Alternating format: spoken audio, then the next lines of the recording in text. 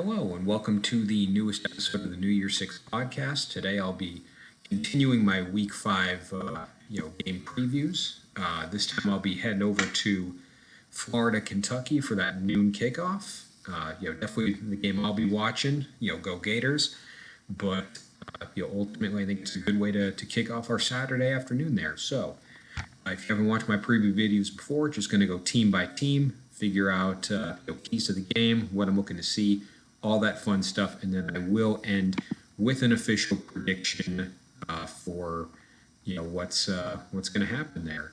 So, with that in mind, let's get it kicked off here. I'm going to start off with Florida as the road team here, and with that in mind. Give me 1 second as I pull up my notes.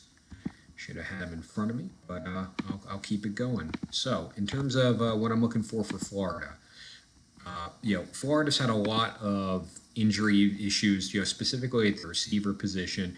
I'm very interested to see the depth at that point. Even in the tight end spot, it looks like Tony Livingston's going to be out. It looks like Dante Sanders is going to be out.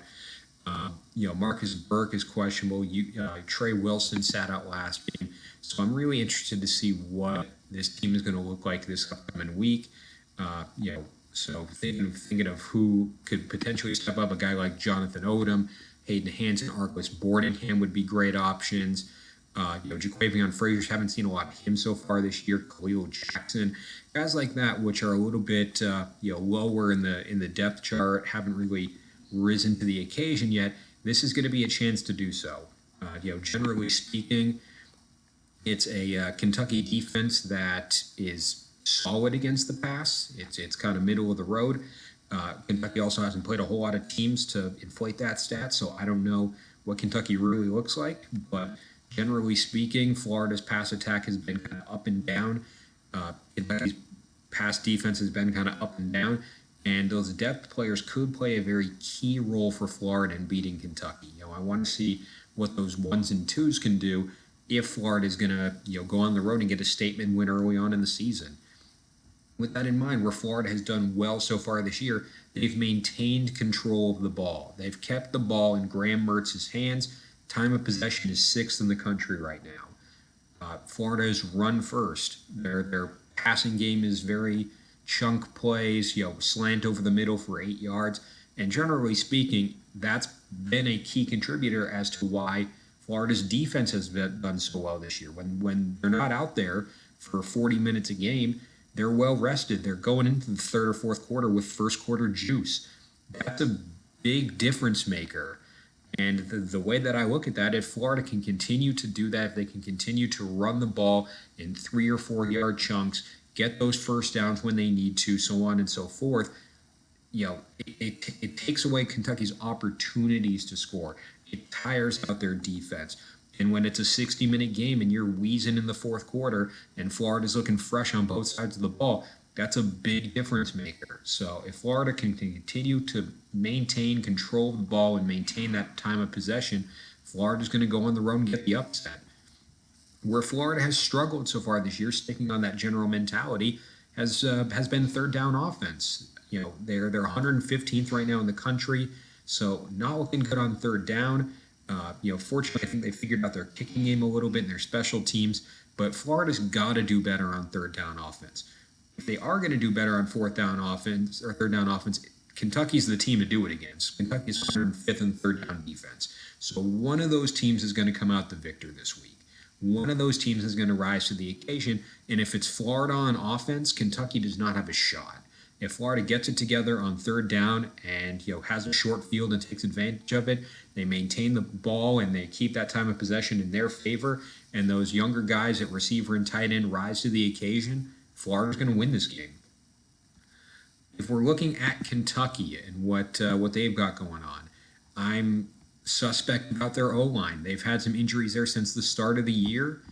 I don't see any of those guys coming back. Fortunately, they've been able to protect the QB a little bit, but establishing a run game has been a challenge for them. So that O-line has been a struggle. I'm very interested to see if those younger guys can rise to the occasion.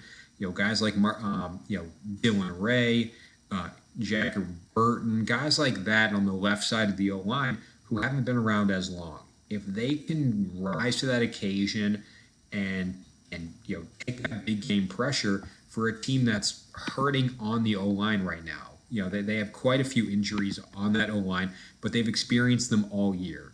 Nicholas Hall, Kenneth Horsey, guys like that who have been out the majority of the year, if not the entire year. The O line needs to get up to that level, and if there's another injury on the O line, it could be a death sentence for Kentucky. But if the O line rises to the occasion, if they are able to answer the call, it's going to be a big day for Kentucky, specifically on the offense. In terms of what Kentucky has done well so far this year, they've been great against the run. The rushing defense is top 10 in the country right now. I know the sample size of opponents they have has not been spectacular, but ninth overall rushing defense is a ninth overall rushing defense. Florida has a run-first offense. One of those is going to come out victorious.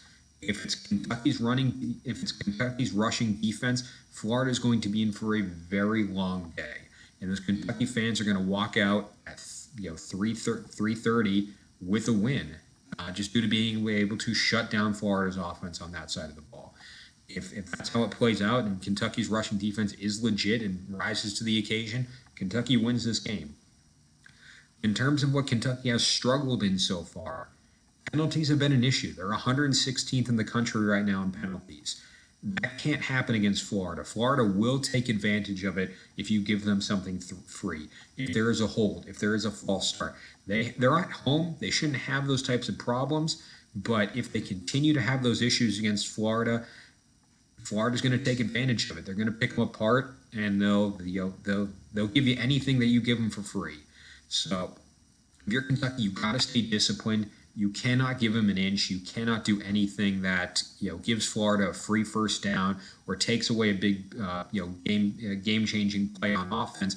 Anything like that is going to kill your drives and kill your momentum. Kentucky cannot be the ones that gives Florida this win away. I've seen Florida play every single game this year, and that was kind of the mentality after the Utah game, where it's like Utah didn't beat Florida, Florida beat themselves. And I don't like that because it's disrespectful to Utah. But if Kentucky beats themselves and gives up freebies for Florida, Florida's not going to give them a second chance. So if they can get those penalties down, they can continue to defend the run, and that O-line has the depth to rise to the occasion. Kentucky's starting off the year 5-0. So with that in mind, it's time for an official prediction.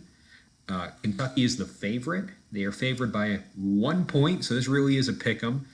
And the total is 44. As much as it pains me, as much as I want to pick the good guys this week, I am going to take Kentucky to win. I'll take Kentucky to cover, and I'll take over on 44. I think it's going to be a close one. My model has 26-22. So a 4-point game. You want to go 24-21, I could see that. I really like the over on 44. I think the offenses are a little bit more lively. Kentucky's offenses look pretty good so far this year. And, I think that ends up being the difference maker for Kentucky to get the home win, start off 5-0, and they'll be in the top 25. So that's my official prediction for Florida, Kentucky. What are your thoughts? What are your thoughts? What are your keys to the game? Comment down below with anything you've got going on. Tune in next time for Clemson-Syracuse. That'll be the next game that I cover. And, thank you all for your time. Thank you all for watching. And tune in next time for that game.